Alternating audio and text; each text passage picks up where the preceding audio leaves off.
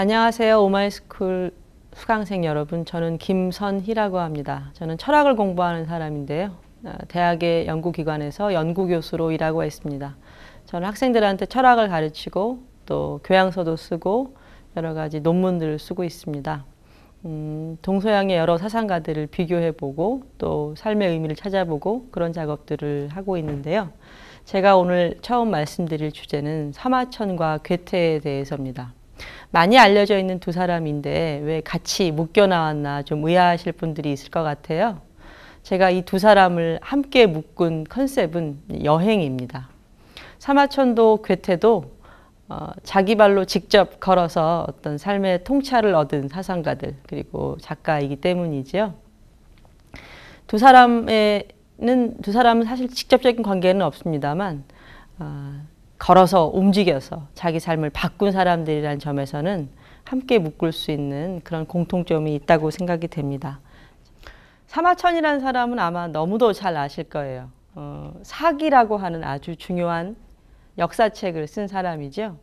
그렇지만 이 사마천과 사기는 짝지어 말씀하실 수 있는데 이 사람이 어떤 사람이었고 무슨 일을 당했는지 이런 것까지 다 세세히 아시는 경우는 많지 않으실 거예요. 한 가지만은 빼고요. 이 사람이 궁형을 당했다는 거예요. 뭔가 그 치욕스러운 형벌을 받고도 살아남아서 위대한 업적을 남긴 사람이라는 것 정도는 아마 아실 겁니다. 제 이 이야기도 거기서부터 출발할게요. 사기의 저자인 사마천은 중국 최고의 역사가로 불리는 사람입니다. 이외에도 한서를 쓴 방고라든가 다양한 역사가들이 있지만 사마천은 하나의 역사서 지필의 패러다임을 바꾼 사람이기 때문에 아마 그 이후에 나온 역사가들하고는 비교가 되지 않을 정도의 위치에 있는 사람일 겁니다. 대표적으로 이 사람이 쓴 이 역사서 지필 방식을 기전체라고 하잖아요. 이 기전체라고 하는 지필 방식은 연도에 따라서 사건을 나열하는 방식하고는 달리 다양한 분류 기준에 따라서 전체 역사를 재구성하는 그런 방법인데요. 이게 아마 이 사람의 어떤 전매 특허를 갖고 있는 그런 지적 저작권이 있는 부분이죠. 자, 사마천은 천문관직과 의례 기록을 담당하는 태사령이라는 그런 직책이 있는데 그 직책은 원래 이렇게 세습되는 겁니다. 이 직책의 중요한 인물이었던 사마담이라고 하는 사람의 아들입니다. 왜 사마담이라는 사람이 중요하냐면 사실은 사마천이 이 사기라는 책을 쓰게 된 결정적인 동기와 배경이 이 아버지에게 있기 때문입니다. 아마 사마담의 아들이 아니었다면 사마천은 이 책을 쓰지 않았을 수도 있을 겁니다. 일단 일응의 화라는 걸로 궁형을 당했다는 사실은 많이 알고 계시죠? 이게 좀 복잡한 얘기긴 하지만 어쨌든 이 사람은 한대 인물이고요. 한대의 흉노족들이 계속 내려와서 한대에서 계속 그 전쟁이 있었습니다. 이 전쟁 가운데 굉장히 중과부적인 상황에서 어렵게 전투를 하다가 결국은 흉노에 투항한 장군이 있었는데 그 사람 이름이 일응이었어요.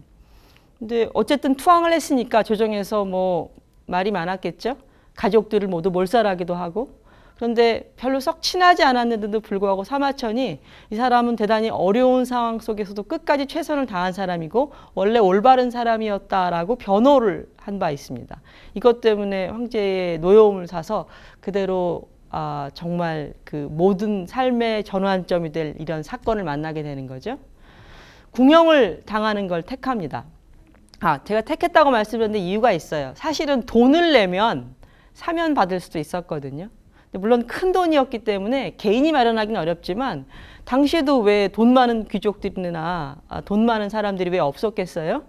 누가 한 사람 좀 큰 돈 내주면 끝낼 수 있는 일이었는데 사실은 아무도 나서지 않습니다. 그렇죠. 황제 그 미움받은 사람을 누가 돕겠습니까? 그래서 결국은 죽어야 되는 자리였겠죠. 저런 정도의 치욕이었다면 아마 그냥 죽어서 끝나버렸을 거예요. 그런데 이 사람 끝내 죽지 않고 살아남습니다. 그게 이제 이 사람의 첫 출발점인데 어쨌든 결과적으로 죽지 않고 살아남은 대신 사기라고 하는 책을 완성했지요. 벼슬살이는 사실은 낮은 관직부터 시작합니다. 27살 때 낭중이라고 하는 그런 관료가 되는데요. 이게 황제의 비서라고는 하지만 실제로는 일 없을 때는 궁궐 밖에 서 있는 그런 수비병 수준밖에 안 됐대요. 대신 황제의 최측근에서 황제를 모실 수 있기 때문에 귀족의 자제들도 낙하산으로 들어가기도 하고 하는 그런 자리였긴 합니다만 어찌되었던 간에 그 고위직은 아니었던 거죠. 그리고 38세의 아버지의 자리를 물려받습니다. 태사령이 되는 거죠. 자, 태사령이라고 하는 자리를 다시 한 번만 확인하고 갈게요. 이 자리는 천문 관측, 의례 기록 이런 것들을 담당하는 직업입니다. 이 업무에는 역사 기술이 없습니다. 그렇죠? 이 사람이 꼭 해야 되는 업무가 아니었던 거예요. 전체 역사를 서술하는 건 이런 정도의 그 낮은 관료에게 주어질 업무가 아니었겠죠. 당연히 조정에는 그 업무를 따로 보는 부서가 분명히 있었을 것이고요. 여기서부터 시작됩니다. 사마담은 사실은 처음부터 자기에게 주어지지 않은 일 혹은 자기에게 주어진 목 이상의 것을 시작하려고 한 사람입니다. 뭔가 이 사람의 포부가 있는 거죠. 바로 그런 이유 때문에 아들을 훈련시킵니다. 10살 때부터 다양한 책들을 읽게 했고요. 뭐 이런 정도야 당연히 이 시대는 기본이었겠죠. 조금 조기 교육이라고 할 수도 있겠지만 뭐 10살에 저 정도 책 읽는 건 뭐 뛰어난다는 걸 증거할 수는 있지만 저게 뭐 특별한 교육이었다고 말하기는 어려울 거예요. 다만 신분이나 직위를 생각하면 조금 더 과잉의 교육이었을 수도 있죠. 근데 진짜 중요한 건 이 사람이 20살 때 여행을 갔다는 겁니다. 제가 사마천과 괴테를 하나로 묶어서 말씀드리고자 했을 때는 이 두 사람이 자기 발로 움직인 사람들이라는 것 때문이라고 말씀드렸는데요. 크게 보면 여행을 한 사람들입니다. 여행이 삶을 바꾼 사람들인 거죠. 자, 이 사람은 20살 때 여행을 다녔는데 중국 전체를 돌면서 굉장히 많은 구경을 합니다. 그런데 단순한 유람은 아니에요. 괴테도 나중에 여행을 합니다만 당시에 유럽에 그 여행 붐이 있었거든요. 혹시 그랑 투어라고 들어보신 적 있었을 거예요. 유럽의 귀족들이 이탈리아를 비롯해서 유럽의 여러 가지 곳곳을 구경하면서 일종의 귀족으로서의 어떤 자질, 미적 감수성, 예술에 대한 감각 그런 것을 키우게 하려는 그런 한마디로 귀족 투어인 건데요. 사마천은 그런 귀족 투어하고는 다른 여행을 떠납니다. 기본적으로 목적들이 있었어요. 보시면 아시겠지만 수도를 출발해서 명라강이라는 데를 갑니다. 여기는 누가 유명한 사람이냐면요. 구런이라는 사람 아시죠? 시인. 아주 유명한 시인이죠. 이 사람이 뭐 여러저러한 일을 겪다가 결국은 명라강이라는 데서 자결을 합니다. 억울한 일을 당하고. 사실은 구런이라는 사람은 사마천하고 많이 비교가 돼요. 억울한 일을 당했을 때 구런은 스스로 목숨을 끊었고 사마천은 살아남았거든요. 그래서 이 사람에게 이 구런이라고 하는 인물은 당시에는 아마 크게 그렇게 와닿지 않은 인물이었겠지만 나중에 본인이 사기를 집필할 때에는 대단히 그 와닿는 인물이었을 것 같습니다. 실제 구런에 대한 글을 쓰기도 하고요. 그 다음에 순임금이나 또 우임금의 전설이 담겨있는 곳에 도착합니다. 이건 어떤 의미냐면요. 처음부터 역사책을 집필할 의도가 있었다는 거예요. 순이나 우임금을 빼고 중국 역사를 말할 수 없거든요. 이 사람들이 실존했던 인물인지 어떤지 이런 걸 따질 수는 없습니다. 일부 전설도 들어있고요. 물론 중국 역사의 중요한 인물들이었기 때문에 없는 사람을 만들어낸 건 아니에요. 그러나 실체를 파악하기엔 너무 오랜 시간이 지난 사람들인 거죠. 이 사람들의 유적지를 찾아갑니다. 그리고 또 그 한나라의 아주 유명한 장군이었던 한신의 고향에 가서 노인에게 이 집안이 어떤 집안이었고 뭐 이런 이야기를 듣기도 하고요. 노나라에 갑니다. 노나라 도읍지였던 곳에 갑니다. 공자의 무덤이 있죠. 공자라는 인물을 빼고 중국 역사나 철학을 이야기할 수 없을 뿐만 아니라 역사를 이야기할 때도 공자를 뺄 수 없습니다. 왜냐하면 이제 실제로는 아니지만 춘추라고 하는 역사책을 공자가 지었다라고 알려져 있기 때문입니다. 그리고 당연히 이 사마천도 춘추라는 책을 기준으로 해서 자기 역사책을 집필합니다. 대단히 다양한 지역을 방문하면서 사마천은 하나의 자기 플랜을 짰다고 할 수 있을 겁니다. 지도가 있는데요. 사실 중국의 그 여러 지역을 지금 움직이고 있습니다. 보시면 대략 지금 우리나라가 이쪽에 있잖아요. 중국이 중원에서 출발해가지고 남쪽을 쭉 돌고요. 그 다음에 위쪽까지 올라가서 여기가는 이제 그 서하 쪽까지 올라갑니다. 그러니까 사실 중국이 굉장히 넓은 지역인데 대체로 이 동북쪽 여행을 하고 남쪽 여행을 하면서 다양한 역사적 인물들을 만나는 거죠. 이 사람들이 하나하나 짚었던 요 부분 말고 나중에 사마천은 황제를 모시면서 몇 번의 여행을 더 갑니다. 그때 여행들은 사실 수레를 이용하는 것이었기 때문에 또 걷고 도보를 이용하는 것이어서 지금과 같은 여행 사정이라고 볼 수는 없겠죠. 대규모 인원이 움직였을 것이고 또 대체로 육로를 이용해서 많이 걸었을 것이고요. 근데 사마천은 그 사이사이 아마 여러 가지 취재 기록을 남겼던 것 같아요. 근데 본인이 여행을 한 기록은 자기가 쓴 태사공 자서라고 하는 곳에 어디를 갔다고 아주 간략히 밝혀놓습니다. 그래서 전체 여행의 규모나 혹은 내부의 아주 사실적인 것들이 자세히 남아있지는 않지만 이 사람이 쓴 그 사기의 부분에 각각의 지역에서 배웠던 것들, 이해했던 것들을 아주 짧은 단편으로 연결해 놓고 있습니다. 이 사람의 여행지의 취재 기록들을 하나하나 적었다가 나중에 큰 체계를 만들어 놓고 거기에 배치를 한 거라고 할 수 있겠죠. 그러니까 중요한 인물들, 또 이 사람들 주변에 당시에 살았던 인물들도 꽤 되고요.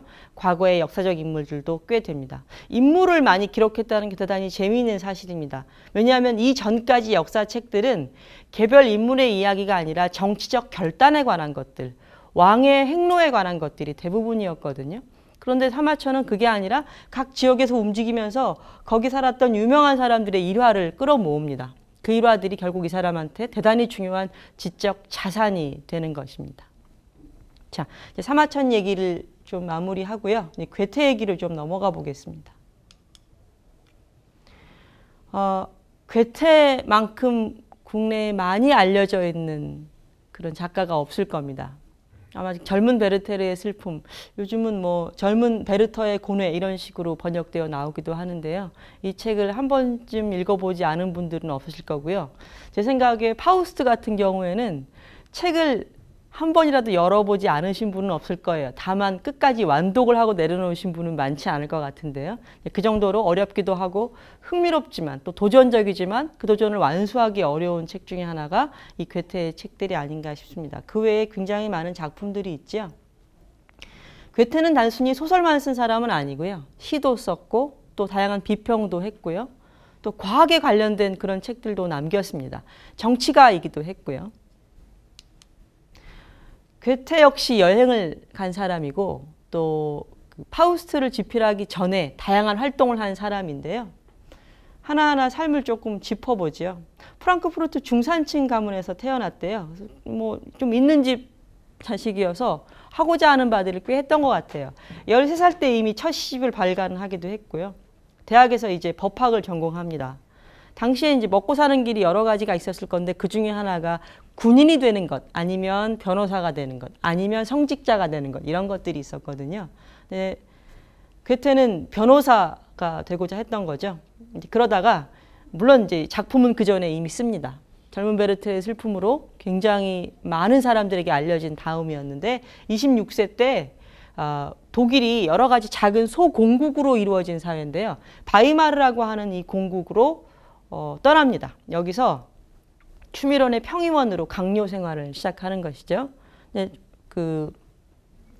한 10여 년 정도 일을 합니다. 아무래도 그 관료로서 생활하는 것이 그렇게 행복하진 않았을 것 같은데 그래서 이 사람이 결국은 어느 날 작정을 하고 떠난 곳이 바로 이탈리아였습니다. 이탈리아라는 게 이 당시 사람들한테 일종의 로망이었던 것 같아요. 그럴 수밖에 없었던 게 이탈리아가 갖고 있던 수많은 그 고대 예술들, 예술품들 이런 것들이 당시의 사람들한테 어떤 예술적 자극이 되고 뭔가 그 풍요로운 삶 그리고 이상적인 삶에 대한 어떤 하나의 표준이었기 때문이죠. 괴테는 1786년에 떠나는데 이탈리아 여러 곳을 돕니다. 지금 제가 지명들을 쭉 적었는데요. 우리가 알고 있는 곳들이 꽤 있죠. 굉장히 아름다운 도시들을 다 거치고 그 속에 담겨 있는 그리스 로마의 유적들을 대단히 많이 접합니다. 그리고 하나하나 경탄을 하죠. 이 도시 이름 하나하나는 사실은 그 로마 시대 유적의 역사들인 거고요. 거기에 그림, 조각품 이런 것들 통해서 괴테는 나는 이탈리아 여행을 통해서 새롭게 태어났다라고 말을 할 정도의 그런 과정이었습니다. 여행기를 썼잖아요. 이 책은 꽤 많이 알려져 있고 사람들이 많이 봤던 책입니다. 이탈리아 여행 혹은 이탈리아 기행이라고 하는 책이 남아 있습니다. 책을 펼치면 이런 말이 적혀 있습니다. 새벽 3시에 나는 카를바르트를 몰래 빠져나왔다. 바이마르예요. 그렇지 않았다면 사람들이 나를 떠나보내지 않았을 것이다. 일행은 8월 28일에 내 생일을 진심으로 축하해 주려 했다. 그것만으로도 날 붙잡아둘 권리를 가진 셈이었다. 많은 사람들과 함께 있었고 또 그 생활이 이 사람들을, 그러니까 괴테에게 그다지 불만스러운 생활이 아니었다는 걸 보여줍니다. 그런데 괴테는 떨치고 일어납니다. 그러나 나는 더 이상 여기에서 지체할 수가 없었다. 새벽 3시에 가지고 있는 모든 것을 내려놓고 사람들의 관계를 내려놓고 몰래 도망치듯 나오는 이 심정을 우리는 사실 이해할 필요가 있을 것 같은데요. 주어진 일들의 과중함 그리고 인간관계의 버거움 이런 것들을 물론 이 사람이 이미 유명인이었고 좋아하는 사람들이 많았음에도 불구하고 그 하나하나를 짐으로 여길 수밖에 없는 사정이 있었을 겁니다. 왜냐하면 이 사람은 인간관계나 혹은 강요생활, 관료생활의 성공으로 자기 삶을 판가름할 사람이 아니라 궁극적으로는 작품을 써야 할 작가였기 때문이죠. 그래서 이 사람은 이 이탈리아 여행을 통해서 다시 태어났다라고 선언합니다. 일종의 제2의 탄생이라고 할 수 있고 또 그것을 이 사람 입장에서 보면 진정한 재생이라고 평가할 수 있겠죠. 우리도 아마 이런 꿈을 꾸지 않나 싶어요. 뭔가 오랫동안 같은 일을 해왔고 달려왔고 매진해왔다면 어떤 순간에 딱 스위치를 끄고 잠깐 벗어날 수 있다면 굉장히 기쁘고 행복하겠죠. 근데 아마 우리가 그렇게 하지 못하는 이유는 그 스위치를 끈 과정이 영원히 지속될까 봐, 다시 내 힘으로 켤 수 없을까 봐겠죠. 거기에 비하면 괴테는 편한 사람이었습니다. 아마 이 바이마르로 돌아가지 않고 그냥 작품 활동을 하는 것만으로도 자기 삶을 끌어나갈 수 있었을 거니까요. 물론 이 사람의 이 여행을 속편한 그런 노름이라고 볼 수는 없습니다. 분명히 어떤 과정이었던 어떤 배경이었건 현재의 삶을 내려놓는다는 것은 분명한 도전이었을 거기 때문이죠.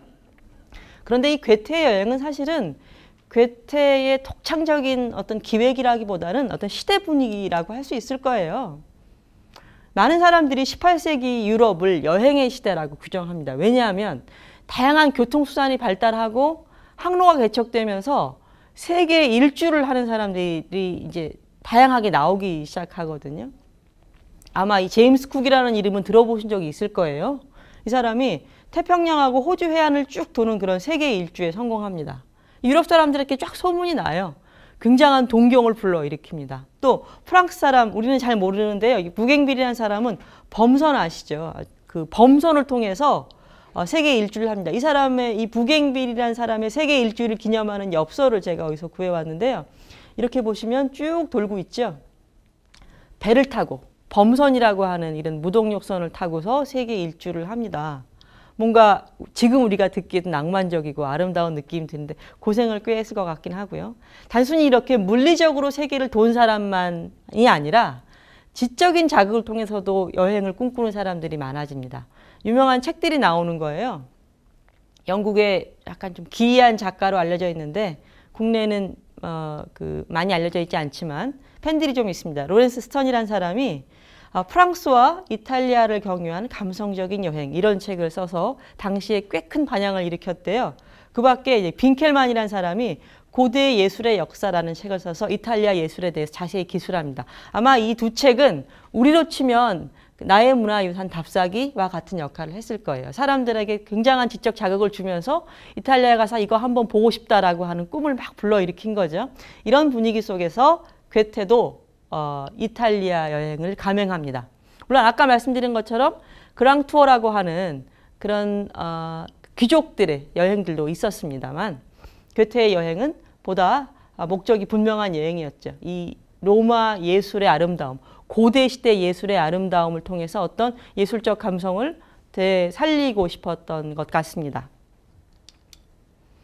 이 그림이 이 여행 당시의 중년의 괴테를 보여줍니다. 같이 여행하던 티슈반이라고 하는 화가가 그린 그림인데요. 캄파뉴 지방을 바라보고 있는 괴테의 모습입니다. 뭔가 이렇게 멀리 응시하면서 깊은 눈을 하고 있죠. 그죠? 그 화가가 같이 여행하는 이 작가의 한 장면을 포착한 건데요. 자기가 바라보는 이 세계를 그냥 단순히 그 사실로 받아들이는 게 아니라 뭔가 거기서 더 큰 원대한 걸 보고 있는 것 같은 그런 큰 눈빛을 보여줍니다. 실제로 이 이탈리아 여행을 통해서 괴테는 질풍노도 단계에서 고전주의로 회귀했다는 평가를 듣습니다. 이 질풍노도는 우리가 청소년들한테 쓰는 이름이긴 하지만 이제 이 사람 문학의 한 시기를 평가하는 말이고 당시 독일의 그 문학적 풍토를 설명하는 말입니다. 고전주의로 돌아가고요. 고전주의로 돌아가는 것도 충분히 이해가 돼요. 그 이탈리아 고대 예술, 대단한 형식미, 대단한 조화 이런 걸 바라보면서 그런 이상적인 조화와 균형, 이상적인 아름다움 이런 걸 이야기하는 고전주의로 돌아가는 게 어떤 자연스러운 행보 같고요. 또 이 사람이 여기서 얻은 게 있습니다. 실제로 이 사람은 가서 이런 예술작품의 아름다움만 보려고 한 게 아니라 자연과 사람을 관찰하겠다는 얘기를 분명히 하고 떠나거든요. 두 가지를 다 합니다만 자연 관찰 역시 이 사람에게 굉장히 중요한 업무 중에 하나였어요.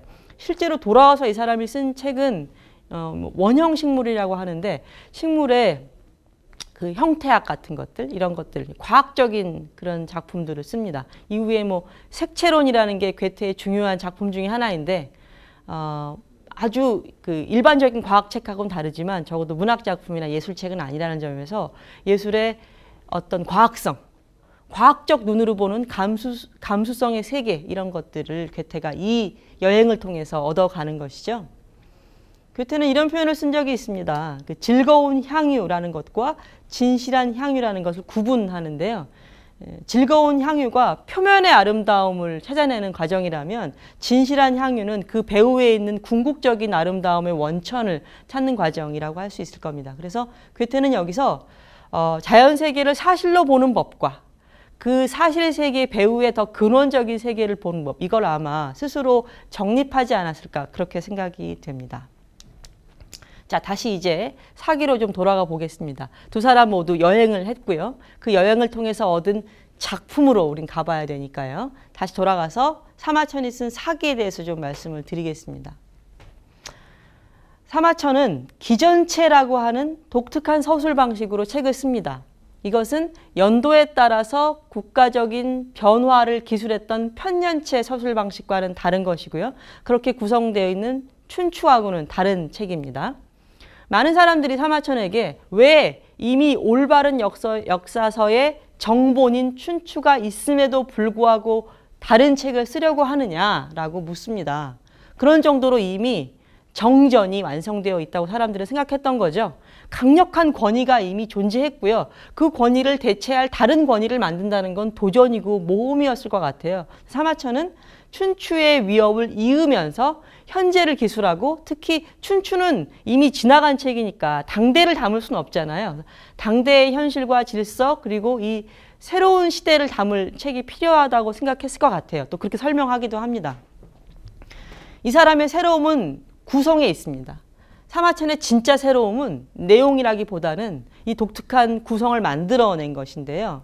보시면 아시다시피 12본기, 10표, 8서, 30세가 70여전 모두 130권을 씁니다.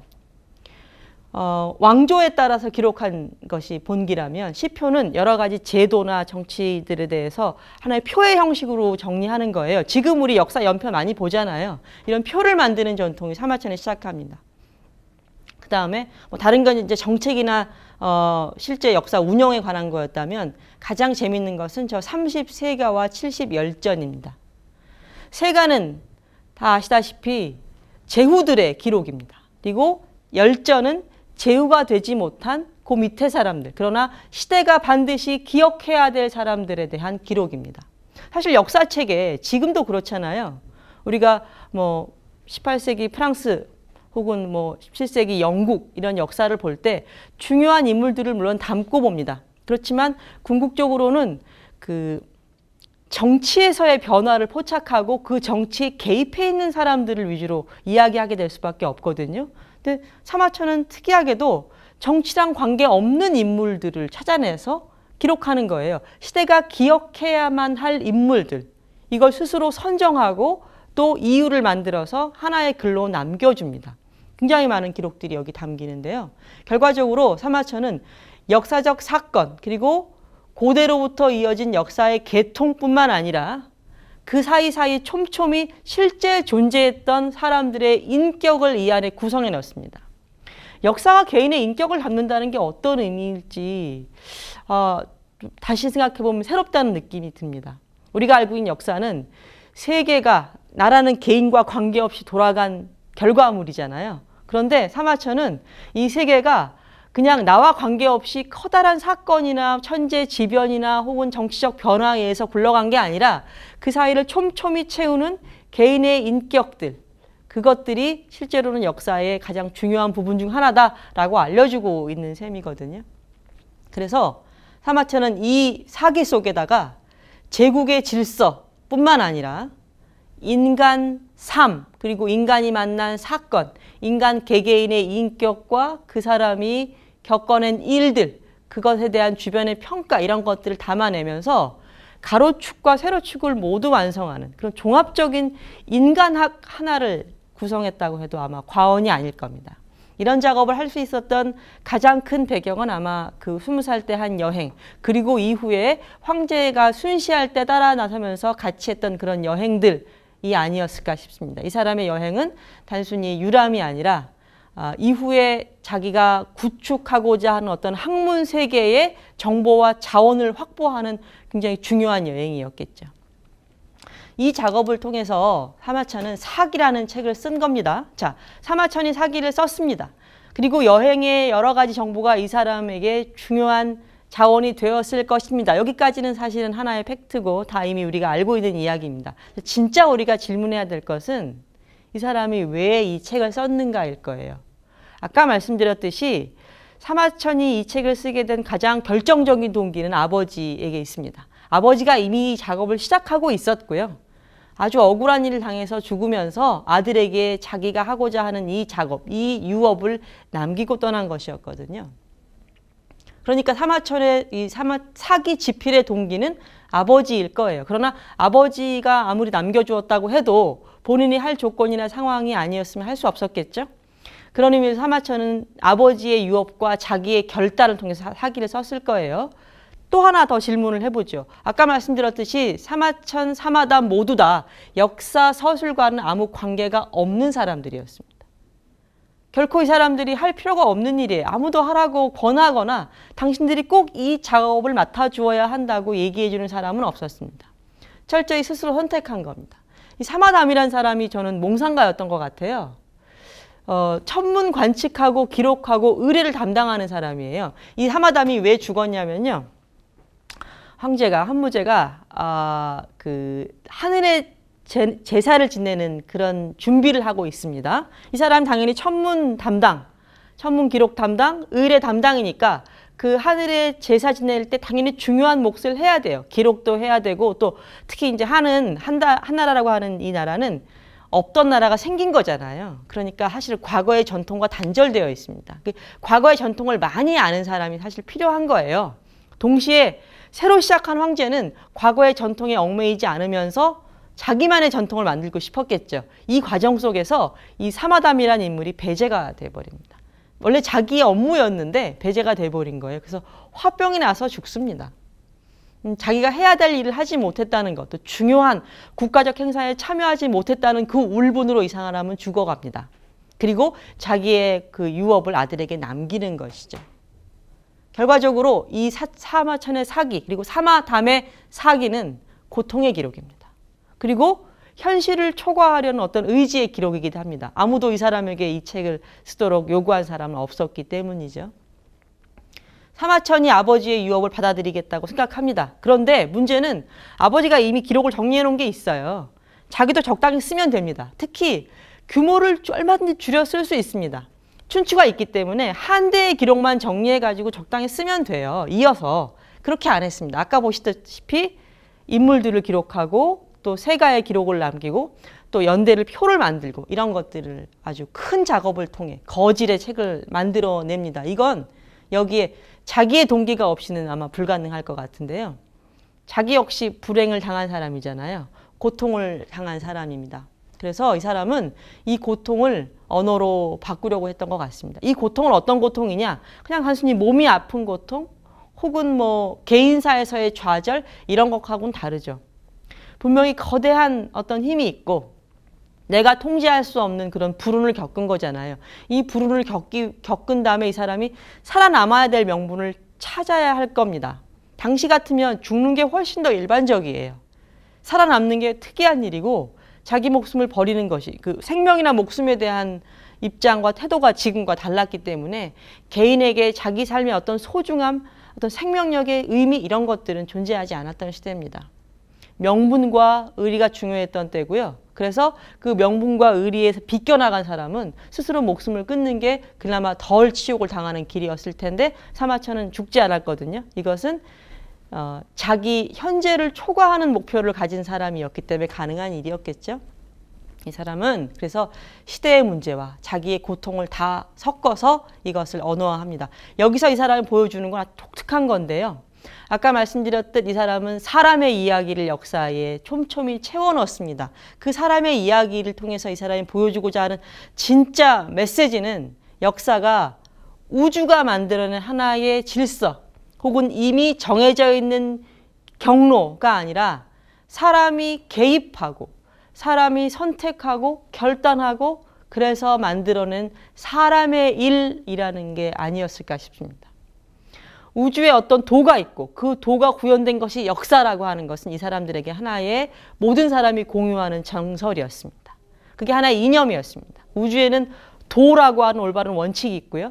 그 원칙이 이 세계에 구현되는 것이죠. 중간중간 좌절을 만나고 도가 꺾이는 순간이 나오지만 궁극적으로는 그 도를 회복할 것이라는 믿음을 이 사람들이 갖고 있었는데 일종의 신념과 같은 것이었는데 사마천은 실제로 우주에 어떤 도가 있는지 없는지를 묻는 차원까지 갑니다. 정말 세상이 정말 옳은 거냐?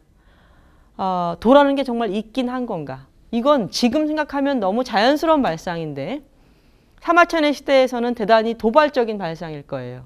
세계를 움직이는 거대한 힘을 밖에서 혼자의 힘으로 다시 묻고 있는 거잖아요. 인간이 만든 역사, 인간이 선택한 역사를 찾아내고 재구성했다는 게 아마 이 사기의 독특한 특성일 건데 결국 그걸 만들어낸 힘은 시작은 분노였겠죠.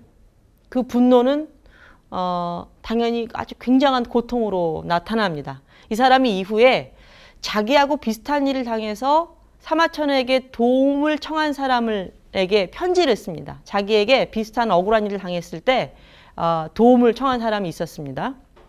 이만이라고 임소경이라고 하는 사람인데 그 사람에게 사실 도와줄 수 없다면서 편지를 써요.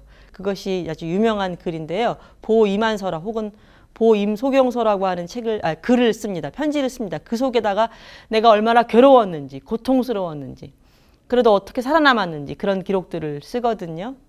그래서 그 치욕스러운 형벌을 생각할 때마다 땀으로 옷을 적시고 깨지 않은 적이 없다고 이야기해요. 고통스러웠겠죠. 그런데 이 사람은 고통을 통해서 자기를 갉아먹고 끝나지 않고요. 그 고통을 바꿉니다. 어떤 신호로 바꾸냐면 나는 여기서 내 일을 해야 한다. 어떤 아버지의 유업도 있고 역사를 기술해야 되는 내 임무를 내가 여기서 자임하고 내가 실현하겠다라고 하는 의지를 보여줍니다. 그리고 그걸 통해서 내 삶은 여기서 끝나지만 내가 남긴 글이 이후에 다른 사람에게 전해질 수 있다면 나는 내 몫을 하는 것이다 라고 이야기합니다. 결과적으로 사마천은 사기에 과거뿐만 아니라 현재를 담고요. 우주뿐만이 아니라 인간을 담고 그래서 그것을 미래에 연결해 줍니다. 사마천은 단순히 과거의 기록이 아니라 미래 사람들에게 전달될 하나의 지침을 주고 싶었던 것 같아요. 사마천에게 사기가 있다면 괴테에게는 파우스트가 있겠죠. 자, 이제 파우스트 얘기로 좀 넘어가 보겠습니다. 저는 어떤 면에서 그 파우스트가 사기와 비교될 만한 점이 있다고 생각이 듭니다. 물론 사기는 역사책이고 파우스트는 소설이니까 완전히 범주와 체계가 다르고요. 목표가 다릅니다. 그런데도 제가 유사한 점이 있다고 느끼는 것은 이 두 사람이 보여주는 어떤 기획의 스케일 때문입니다. 파우스트 역시 보통 사람이 생각할 수 없는 거대한 스케일을 보여주는 작품이기 때문이에요. 단순히 한 특별한 사람의 기록이 아니라 모든 지식을 알고자 한 사람의 우주와 사회와 개인 내면을 관통하는 그런 하나의 역정이거든요. 아마 파우스트에 대해서는 다양한 평가가 가능할 것 같은데 저는 괴테가 대단히 과할 정도로 인간이란 존재에 대해서 깊이 천착하면서 너무나 많은 이야기를 그 속에 담고 싶어 했다고 저한테는 그렇게 느껴집니다. 일단 파우스트 얘기를 좀 해보죠. 파우스트란 책은 현재 1부와 2부로 구성이 되어 있는데 시작부터 끝까지 약 60여 년 걸렸다고 합니다. 이미 파우스트 단편에 해당하는 것을 초기에 쓰고요. 1부를 그로부터 약 20년 뒤에 완성하고 2부는 또 그로부터 한 20년 뒤에 다시 완성하거든요. 파우스트라는 작품은 괴테를 결정하는 작품이기도 하지만 사실은 파우스트라는 인물 자체가 독일의 민간에 내려오던 전설적인 인물이에요. 그래서 파우스트와 관련된 글을 쓴 사람이 아주 많습니다. 우리는 괴테의 파우스트밖에 모르지만 파우스트는 이미 그 주변 지역에 많이 알려진 인물이고 다양한 문학 작품의 소재로 사용되고 있었던 그런 인물이죠. 파우스트 역시 주어진 걸 고릅니다. 이미 많은 사람들이 접근하고 다루고 있는 이 파우스트라는 인물을 끌어내는 거예요. 파우스트라는 인물은 새롭지 않아요. 이미 많은 사람들이 알고 있는 인물이거든요. 우리에게 홍길동 그러면 새롭지 않듯이 이 사람들에게도 파우스트는 새로운 인물이 아닙니다. 그런데 괴테는 이 파우스트라는 인물, 많은 사람들에게 알려져 있고 또 많은 작가들이 접근했던 이 인물을 훨씬 더 큰 기획, 더 어마어마한 기획 속에 파우스트를 집어넣습니다. 그래서 이 파우스트는 이 청년 괴테부터 노년 괴테까지의 변화가 다 담겨 있는 그런 작품이라고 할 수 있고 또 이 사람이 그만큼 성장하면서 느꼈던 수많은 인간사의 다양한 현상들, 비밀들, 구조들 이런 것들이 이 속에 담겨 있습니다. 그래서 워낙 커버하고 있는 분야들이 많아요. 뭐 예술, 종교, 과학, 또 자연과학, 정치, 경제 당시에 문제가 됐던 거의 모든 분야가 이 작품에 담겨 있다고 할 수 있습니다. 파우스트의 그 내용을 그린 드라큘라 그림이에요. 그 파우스트 박사와 메피스토 두 사람의 관계를 보여주고 있는 거죠. 뭔가 신비하고 동시에 어둡고 이런 걸 보여줍니다. 이 속에서 많은 사람들이 뭘 느끼냐면요. 결과적으로 악마 그리고 그 악마와 대적하는 인간 그리고 이 악마와 인간을 감싸고 혹은 바라보고 있는 신, 이 세 가지를 모두 다 느끼거든요. 파우스트의 핵심은 결과적으로 인간이란 존재에 대해 질문하고 거기에 답변하는 걸 겁니다. 인간이란 존재를 물었다고 제가 말씀드렸는데 사실은 그런 의미에서 이 사람들은 전체 인간도 보지만 그 속에서 자기 자신도 봅니다. 자기 자신을 본다는 것은 자기가 구획하고 구성해낸 그 세계 속에서 인간이라는 존재가 어떠한 존재인가라고 하는 보편적인 입장에 대해서 기술하지만 지금 나를 증거하고 나를 설명하는 방법으로도 이 작품을 쓴다는 거예요. 파우스트에도 그런 부분이 있는데 사마천의 사기에도 그런 부분이 있습니다. 자, 자기 삶의 증거로서의 한 작품인 거죠. 제가 제목을 이렇게 달았습니다. 백이숙제 안현으로서의 사마천. 백이숙제는 여러분들이 많이 아시는 인물이죠. 수양산 바라보며 이제를 하나노라. 그런 시조 있잖아요. 국내에도 많이 알려진 인물이고요. 안현은 공자의 제자입니다. 왜 이 사람들이 사마천에게 중요하냐면 사마천이 이들로부터 자기 자신을 보기 때문입니다. 아주 재미나게도 70열정 가운데 가장 첫 작품이 백이숙제에 관한 글입니다. 왜 첫 작품으로 이 글을 배치했을까? 그게 의미 있지요. 이 속에서 사마천은 아마 진짜 자기가 하고 싶은 말, 내가 이 책을 쓰고 있는 이유, 그리고 이 책이 어떻게 되었으면 하는지, 그리고 자기의 입장 이런 것들을 아마 이 첫 글 속에 담았을 겁니다. 백이숙제라는 인물 잠깐 그림부터 먼저 보고 가실게요. 자, 이 백이숙제를 그린 그림이에요. 이 사람들은 어떤 사람들이냐면요. 고죽국이라고 하는 아주 작은 곳에 이제 왕자들이었습니다. 그런데 이제 뭐 내부가 복잡해요. 왕이 누구에게 왕위를 넘겨주려고 했는데 서로 안 받겠다고 하다가 결국은 이 나라를 떠납니다. 뭐 거기까지는 일반적인 얘기예요. 그러니까 절개에 있는 인물들인데 중요한 건 결국은 주나라가 은을 대체하고 주가 새롭게 서잖아요. 근데 그걸 반대하면서 결국은 주나라 땅을 떠난 사람들입니다. 물론 시대는 은에서 주로 바뀌었고 주위의 문왕과 무왕이 어떤 정치적 패권을 다 차지한 상황이었고, 또 역사는 그들이 어떤 올바른 도를 회복한 인물로 기억하지만, 그러나 이 은혜 유민이었던 이 백의와 숙제는 그냥 새로운 왕조가 서서 새롭게 통치하는 것을 받아들일 수가 없었던 거죠. 그래서 떠난 사람들입니다.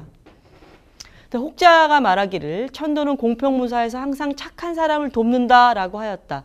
그러나 그처럼 인덕을 쌓고 행실을 깨끗하게 하였음에도 그들은 굶어서 죽었다. 백의하고 숙제는 올바른 가치를 택한 사람들이거든요. 왕이 다툼 때문에 형제끼리 서로 상하지 않으려고 자기 나라를 떠난 사람들이고, 또 어쨌든 간에 현재 존재하는 왕조를 뒤엎은 혁명 왕조를 반대한 사람들이고요. 분명히 객관적으로 보면 선한 사람들이에요. 그런데 결과적으로는 죽어버렸거든요.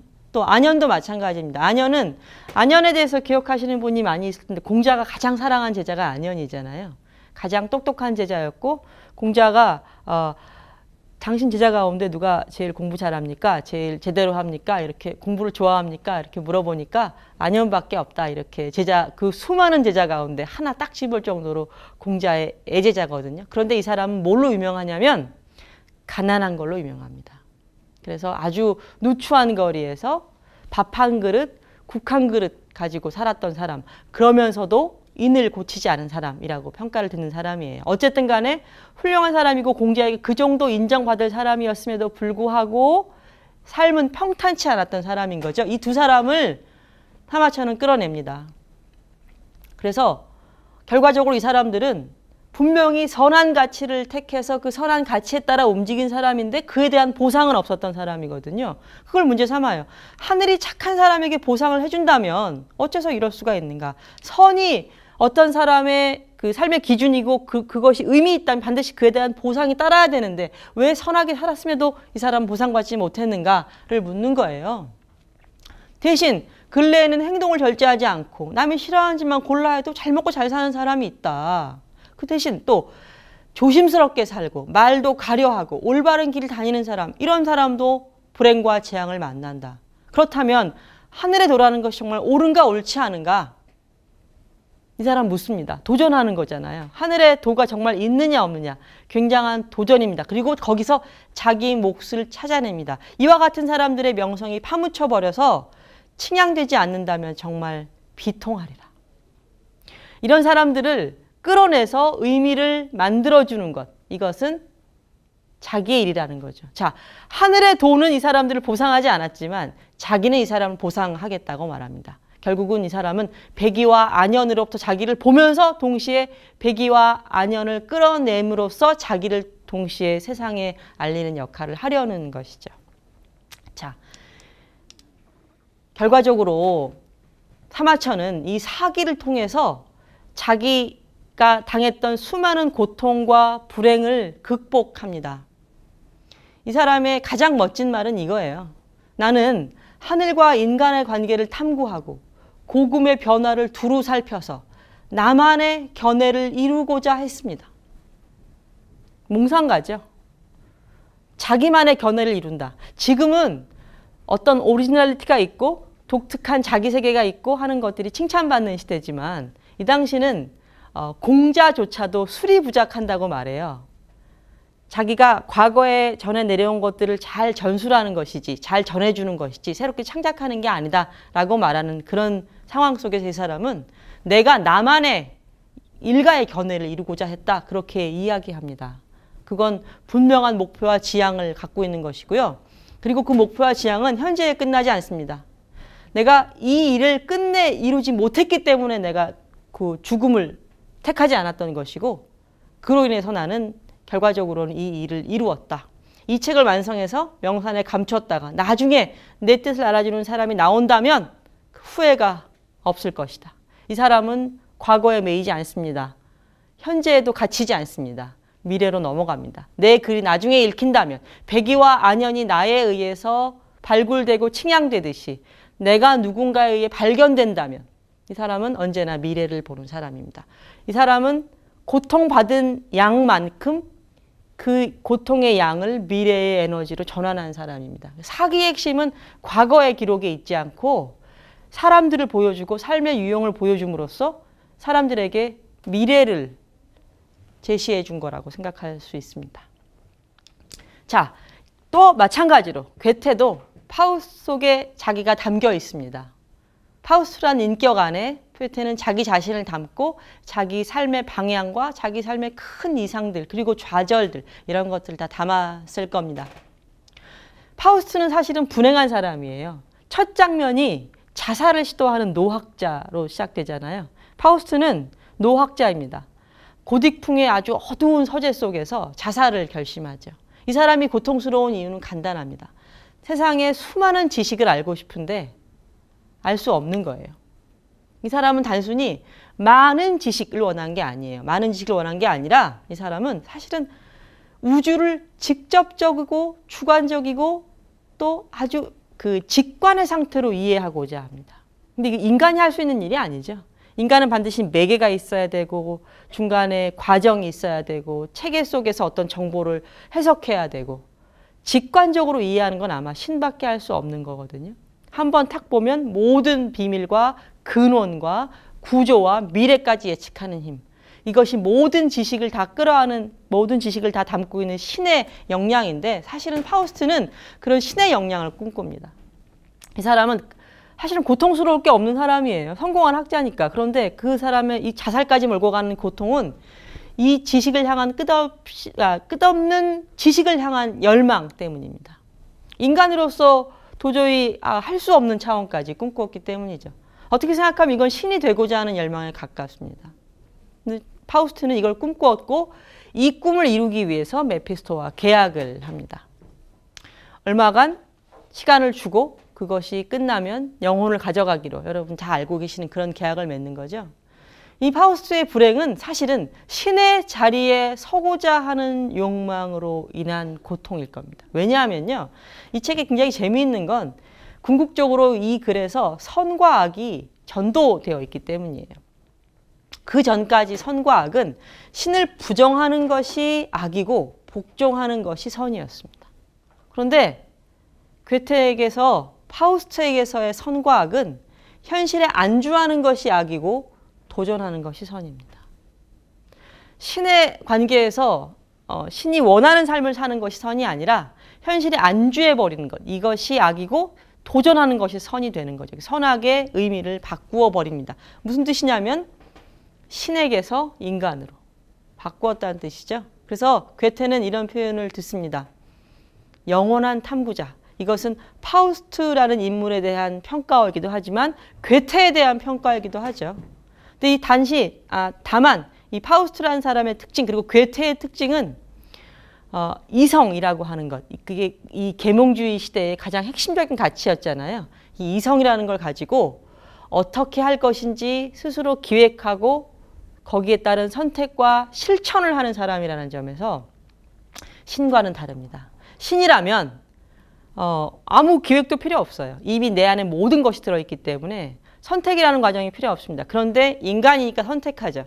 그 선택의 베이스는 물론 괴테는 대단히 그 예술적 감수성을 중요히 여겼지만 동시에 계몽주의 시대의 유산인 이성을 또 대단히 중요하게 여깁니다. 이성을 통해서 실제 삶을 기획하고 계획해서 그것이 어떤 도전으로 나타나고 도전이 실패하는 경우도 있고 성공하는 경우도 있고 물론 괴테의 파우스트는 마지막에 좌절합니다만 이 좌절은 그냥 좌절이 아니라 인간적 좌절입니다.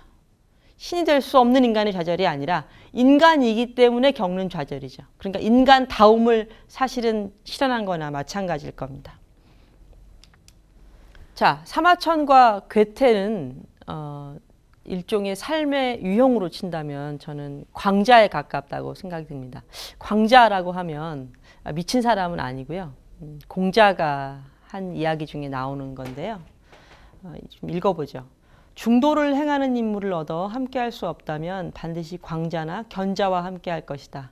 광자는 나아가 취하며 견자는 하지 않는 바가 있다. 진취라는 표현이 여기서 나온 겁니다. 느낌이 오시죠?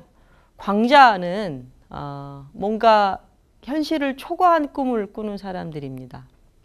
실제로 그것을 실현할 수단을 가졌는지는 모르겠어요. 그게 정말 실현할 수 있는 일인지 내가 해낼 수 있는 일인지 이런 걸 생각하지는 않는 사람들입니다. 그냥 현재를 초과해서 더 큰 꿈을 꾸는 사람들이죠.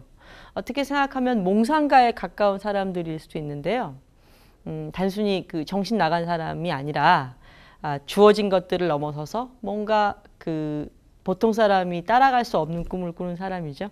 아마 서양 문학에서 이 광자에 제일 가까운 사람을 찾자면 돈키호테 같은 사람일 거예요.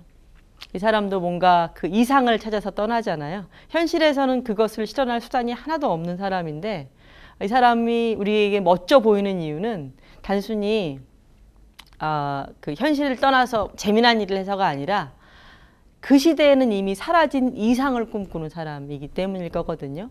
광자의 경향이 그런 겁니다. 현실을 초과하는 사람. 뭐 예를 들어서 우주를 바라보고 또 우주에 가고자 하는 꿈을 꾼 사람들이 있다면, 지금은 우주에 가는 게 흔한 일이 됐지만 뭐 개인한테는 아니지만요. 어쨌든 그 우주를 바라보면서 별에 갈 수 있다고 생각하고 별에 가고 싶다고 생각한 사람이 있다면 이런 사람들이 아마 광자에 가까울 겁니다. 그런데 거기에 비하면 주어진 것들, 현실에 분명히 존재하는 것들에만 관심을 갖는 분들이 있죠. 그런 사람들은 견제합니다. 허황된 꿈 꾸지 않고 나에게 주어진 어떤 수단에 의해서만 결과를 꿈꾸는 사람들이죠. 광자나 견자나 이게 하나의 삶의 유형일 건데 어찌되었건 공자는 이 둘 다 인정합니다. 제일 좋은 건 광자와 견자의 중도에 서는 건데요. 이상적인 꿈을 가지면서도 현실을 초과하지 않는 것, 이게 아마 공자가 생각한 이상적인 삶일 건데 이게 안 되면 그렇더라도 나는 광자나 견자를 취하겠다고 말하는 걸로 보아서 이 두 삶 모두 의미가 있을 겁니다. 만약 광자하고 견자를 기준으로 본다면 괴테하고 사마천은 당연히 광자겠죠. 이 사람들은 주어진 것에 만족하지 않았던 사람입니다. 그리고 주어진 것을 뛰어넘어서 더 큰 세계를 이야기하고 했던 사람들이고요. 그 이야기를 결과적으로 글로 남긴 거죠. 사실은 따지고 보면 진짜 광자는 아니에요. 왜냐하면 진짜 광자였으면 글을 안 썼을 거니까요. 글을 쓴 사람들, 뭔가 작업을 하고 작품을 남긴 사람들은 어찌되었건 현실의 땅에 발을 내린 사람들이라는 점에서 견자에 가깝습니다. 근데 모든 학자들은 궁극적으로 다 견자예요. 그런데 광자의 이상을 가진 견자들인 거죠. 견자로서 살지 않고 광자로 자기 삶을 바꿔낸 사람들인 거죠. 이 사람들이 바로 그런 경향을 가지고 삶에서 택한 하나의 경로가 여행이었던 거고요. 그래서 저는 여행이 이 사람들에게 자기 의지를 보상해준 어떤 그런 자기 보상의 역할을 했다고 생각이 들어요. 현실을 뛰어넘는 이상을 가진 사람들이었던 거잖아요. 언제나 그 주어진 것 이상을 보던 사람들이었잖아요. 그 의지는 그런데 채울 수가 없는 거예요. 현실을 뛰어넘는데 그걸 뭘로 채우겠어요, 사실. 개인이 채울 수도 없고 남이 채워줄 수도 없고요. 의지가 높은데 그 의지를 채울 수 있는 현존하는 수단이 없는 거예요. 여행은 그 의지의 양만큼을 채워주는 실질적인 보상이 되었을 겁니다. 심리적으로요. 그리고 더 크게는 당연히